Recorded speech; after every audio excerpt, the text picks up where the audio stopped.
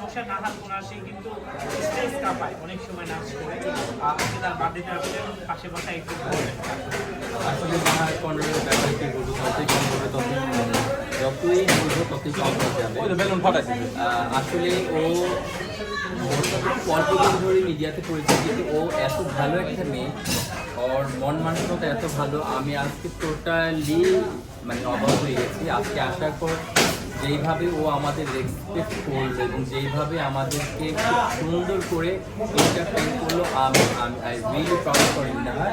এবং আমি দোয়া এবং ভালোবাসি তোমাদের জন্য যে আল্লাহ সুবহানাহু ওয়া তাআলা তোমাকে অনেক ভালো রাখুক। আর again happy birthday. Thank you. আমি খুবই আমি রবিকরিম ভাই আমার মানে আমি যে একবার বলেছি চলে আসছে, আমি না কোথায় করতেছো, আমার যে আন্তরিকতাটা রবিকরিম ভাই যে আমার সাথে আন্তরিকতাটা আসছে আমার বার্থডেতে, আমি খুব প্রাউড ফিল করছি। আমি কথা বলতে পারতেছি না, আমি ভাষা হারাই ফেলেছি, কিন্তু আমি মনে করি আসলে উনি আসলে সম্মানকে সম্মান দিতে জানে ভাইয়া, রবিকরিম ভাইয়া। আমিও এটা আমি প্রাউড ফিল করছি। রবিকরিম ভাইকে কি আজকে যখন আসছে দেখে কিন্তু ভাই আমি মানে এক্সাইটেড হয়ে গেছি।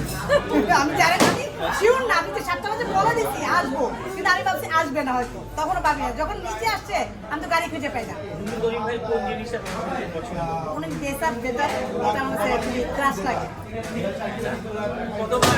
কতবার ড্রেস দেখে কতবার ফ্যামিলি করেছো? আমি তো রবিকরিম ভাই যে ড্রেসগুলো পরে এগুলো খুবই দামি ড্রেস, আমি তো আমি ছেলে হলে ঠিক এগুলো করতে পারতাম, চাই করতে পারতাম, কিন্তু আমি তো মেয়ে মানুষ করা যায় না। উনি যে ড্রেসগুলো পরে আমার ফেভারিট, ভালো লাগে। রবিকরিম সবসময় বড় বেশি আসে, অনেকে বলেন বড় ড্রেস দিতে বড় বেশি সবসময় জামাই হতে চায়, এটা এটাকে আমি বলি এটা আসলে অ্যাকচুয়ালি রবিকরিম ভাই নিজের সৌন্দর্যটা ধরে রাখে, গেটআপ দিয়ে ধরে রাখে, কথাবার্তা দিয়ে ধরে রাখে, এটা আমার কাছে খুবই ভালো লাগে। আমি বলতে চাই রবিকরিম ভাইয়ের কাছে অনেক গুণাগুণ আছে আমার কাছে। আমি আমি আমি অ্যাকচুয়ালি রবিকরিম ভাই যে নামাজ পড়ে ফরজ যায়, নামাজ যে গাড়িতে পড়ে, আমি একদিন শুনে অবাক হয়ে গেছি, সে নামাজ পড়ে কিন্তু স্টেজে প্রোগ্রামে উঠে। না না না, আমার কাছে এটা আমি আসলে গর্ববোধ করি। অনেক মডেল আছে, অনেক মডেল আছে, অনেক আর্টিস্ট আছে, আমি মনে করি গাড়িতেও সে নামাজ পড়ে, রাতে তাজ্জুদ নামাজ পড়ে, তারপর সে অ্যাটেন্ড করে। বুঝা যায় ভাই যে নামাজ পড়ে, তাজ্জুদ নামাজ পড়ে, অনেক ভালো মানুষ। আমি বলি অনেক ভালো মানুষ, একটা ভালো একটা বন্ধু হয়ে গেছে, ভালো একটা ফ্রেন্ড। ওকে, রবিকা ভাই একটু নাহার একটু জানতে চাই, আসলে আপনি মডেল আমরা জানি, ভবিষ্যতে কি চিন্তা ভাবনা আছে আপনার? ভবিষ্যতে তো সবাই চিন্তা থাকে উপরে যাওয়ার জন্য, চিন্তা থাকে, আমিও ট্রাই করছি, আমিও চিন্তাধারা উপরে যাওয়ার জন্য চেষ্টা করতেছি, উপরে ভাগ্য থাকলে ছিল হয়ে যাবে।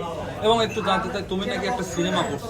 হ্যাঁ, আমি বাপচান সিনেমা করেছি, সেকেন্ড নায়কের ক্যারেক্টার, ওটা আমি রিলিজ হবে আগামী মাসে। আপনাদের সবাইকে আবারও ডাকবো, আবারও সামনে নিয়ে আসবো, একটা কোনো একটা চাইনিজের বসবো, বসে একটা জানা দেবো।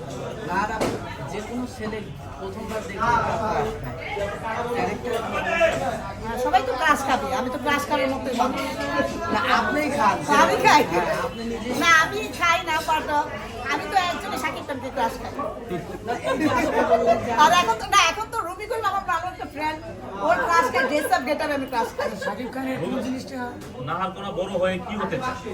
আমি তো অলরেডি মডেল, অভিনেত্রী, এবং আমি নায়ক হতে চাই, এটা তো বড় কথা।